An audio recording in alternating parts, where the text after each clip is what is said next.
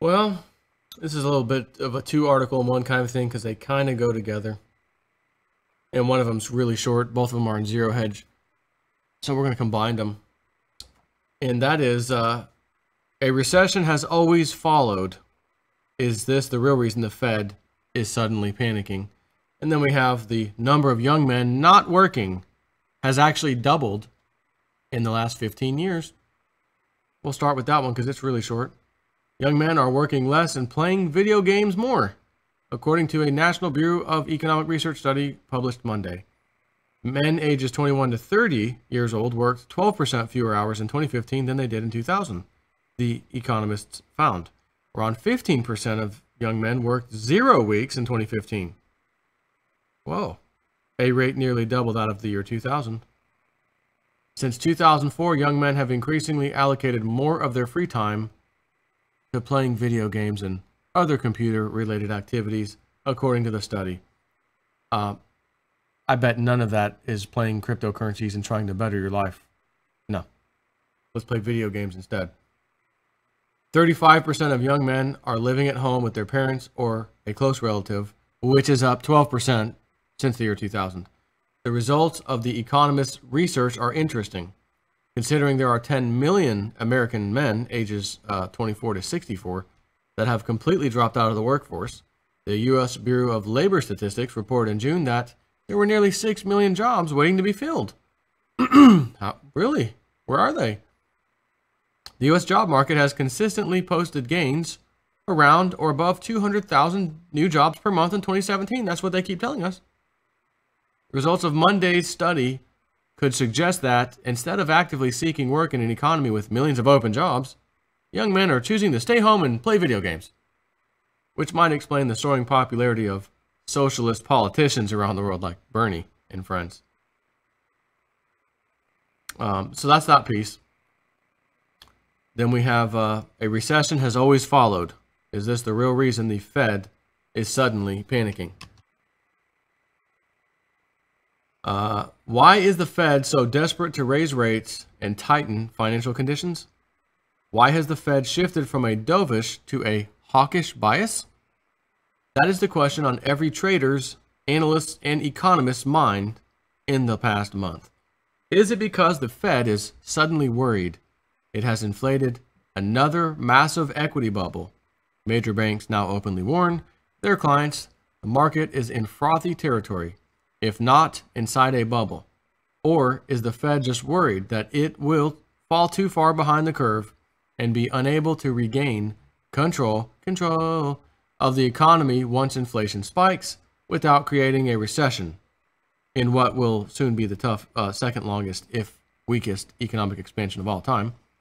This is also what Bank of America's chief economist Ethan Harris tried to answer over the weekend, when he recalled that while from 2013 to 2016, the Fed seemed to have a dovish bias, signaling a slow exit from super easy monetary policy, but pausing at any sign of trouble. This year, the Fed appears to have shifted to a hawkish bias, signaling a slow exit, but only pausing if the outlook changes significantly. He says that this was most evident when the Fed hiked rates and signaled balance shrinkage at its June meeting despite weak growth in inflation data. Don't you hate when it's freezing outside as a man, or freezing in the pool and you get shrinkage? Gosh, I guess the Fed does too. Why the change of Fed feathers? In Bank of America's view, 3 factors are at play in increasing order of importance. First, the Fed is worried a bit about financial stability and overheating markets.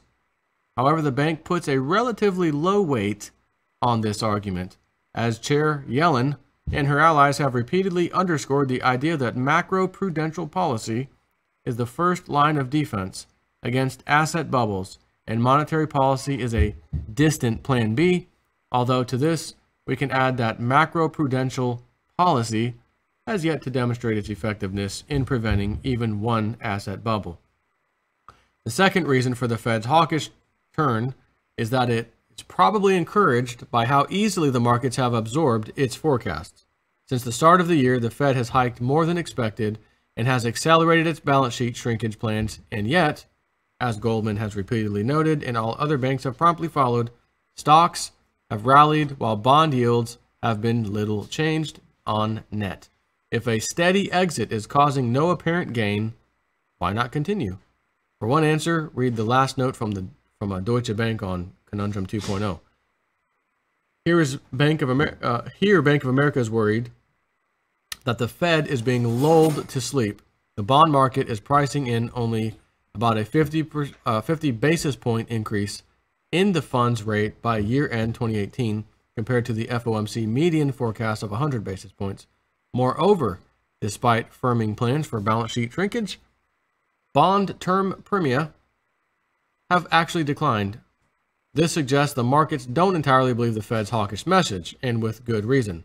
Every time the Fed has blustered on the hawkish side in the past, it has quickly retreated the moment markets sold off, even modestly. Although this time, Harris warns that if the Fed follows through on its plans, he sees the potential for a tightening in financial conditions. Which brings us to what Bank of America believes is the third and most important reason for the Fed's change in outlook, a shift in the Fed's risk rankings. As Bank of America explains, for years, the focus was getting inflation back to target. They did not want a recession to occur before inflation and interest rates had normalized. Now the focus has shifted more to the risk of undershooting on the unemployment rate, which has fallen well below even the Fed's revised estimate. As several Fed officials have pointed out, undershooting full employment can and will be problematic. Dudley recently noted, if we were not to withdraw accommodation, the risk would be that the economy would crash to a very, very low unemployment rate and generate inflation. He continued, then the risk would be that we would have to slam on the brakes, and the next stop would be a recession. On a similar vein, Boston Fed President Rosengren argued last summer that after hitting a cyclical low, he said there are no episodes in which unemployment rose a bit and remained stable at its natural employment rate. Rather, a recession had always followed, as shown in the chart below, which I would like to show you and zoom in a bit. Chart 4, rises of a few tenths of the unemployment rate have typically been followed by recessions. As you can see, down, down, down, up, down, down, down, up, down, down, down, up. What's next? Interesting. We'll find out, won't we? Back there. Rosengren concluded the reason or the lesson is that policymakers should avoid significantly overshooting their best estimates of the natural rate of unemployment. Which brings us to what Bank of America dubs the nightmare scenario for the Fed. The mid-1960s. U.S. inflation averaged just 1.3% from 1952 to 1964, resulting in a very benign consensus around the inflation outlook. Economists generally assumed that NAIRU was 4% or less, and that there was a stable long-term trade-off between unemployment and inflation. If the unemployment rate dropped below NAIRU, only a small move higher in inflation was expected. The next 15 years offered a rude awakening. Core inflation started to surge in 1965. Digging into the data, the acceleration was broad-based with rising prices, both goods and services. Harris is convinced that the Fed must be concerned in the back of its mind about such a rusty gate scenario.